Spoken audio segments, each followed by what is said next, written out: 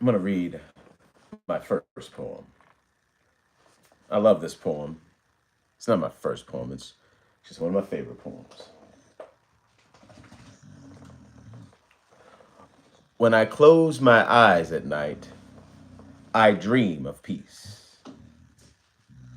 I see a world where everyone has enough nutritious food to eat. I see lawns growing fresh fruits and veggies. Everyone has a place to call home, and the nightly news highlights daily positivity. Oops, I'm sorry, buddy.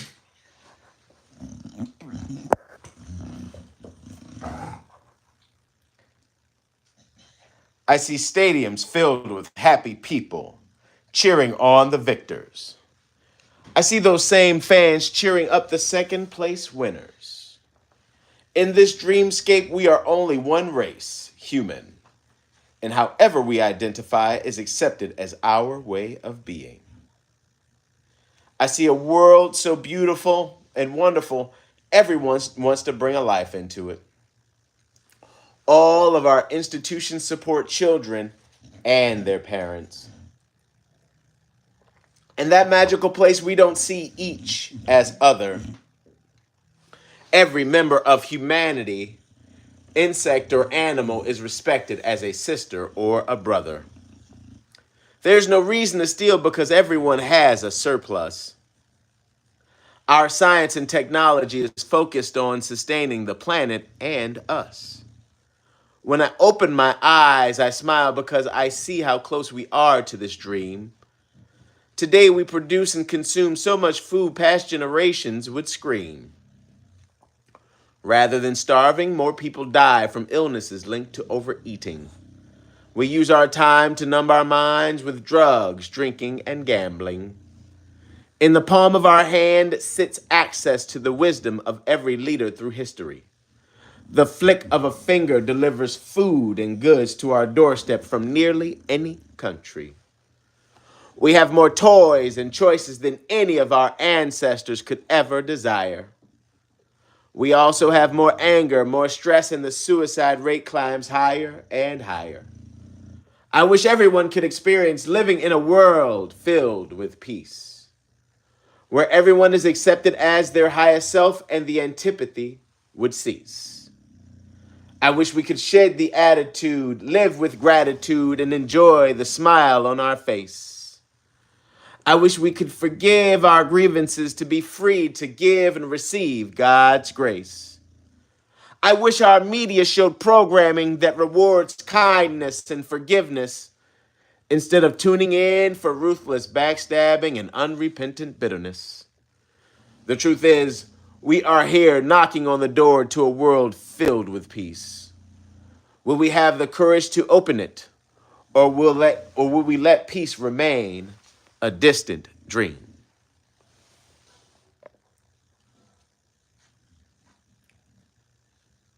Oh, wait, what draft picks? Oh, that was a poem talking about world peace. That was me dreaming about world peace. Mel Kiper, huh? Yeah, Mel Kiper Jr. Let's see. So, welcome, hello, YouTubes. My name is Yogi Marquis. I'm in a cabin in the middle of the woods, reading poetry and having a beautiful day with you guys.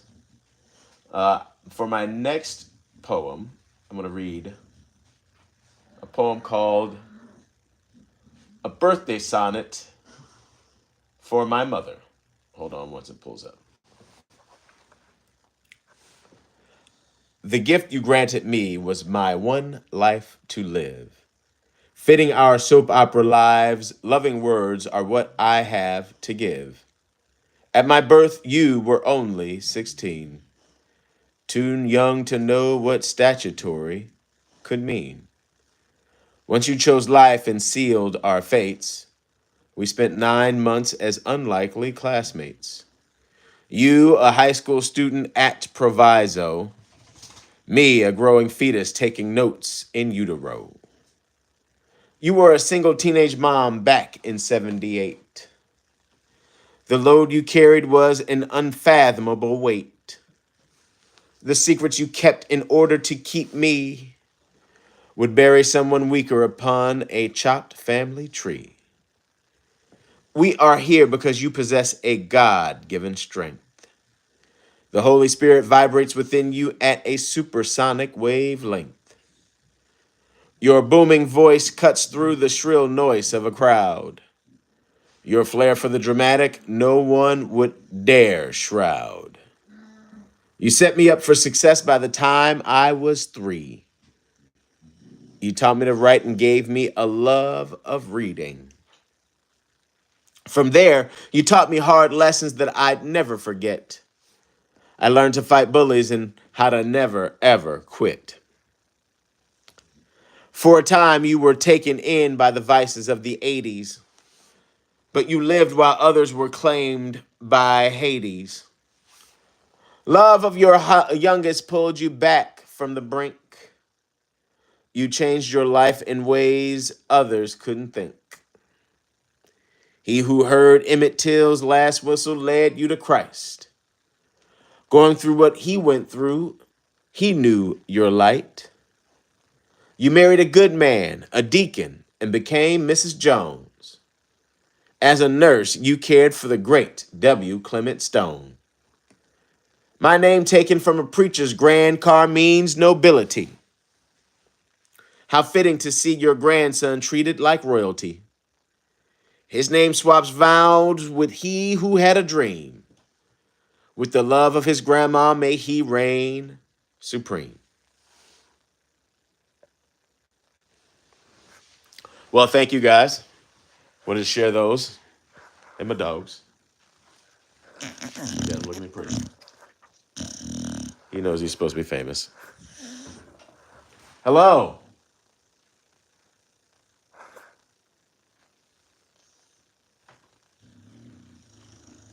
And then, books,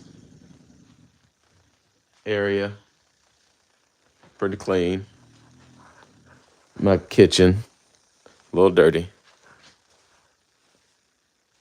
I've been doing some bathroom cleaning in here. Preparing, cleaning.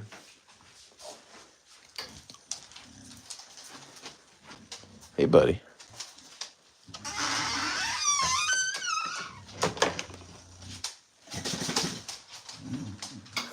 All right. Thank you. Just thought I'd share my tour with my place. Declan said hi. Hey, Declan. What's up, buddy? What's beautiful in your world? So, how's everybody feeling about the whole, like,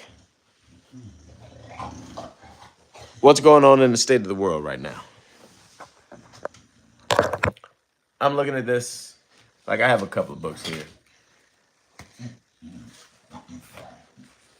I'll be called John. The Gift of Peace by Joseph Cardinal Bernardine. I'll read a little bit of that. Throw on some glasses. Gonna be some old peoples. Throughout my spiritual journey, I have struggled to become closer to God. As I prepare now for my passage from this world into the next, I cannot help but reflect on my life and recognize the themes that, like old friends, have been so important to me all these years. One theme that rises to the surface more than any other takes on new meaning for me now. The theme of letting go.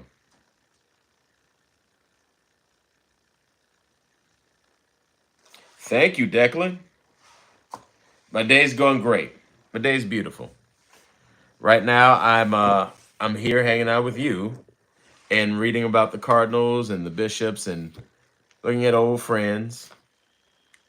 My uncle and this man right here.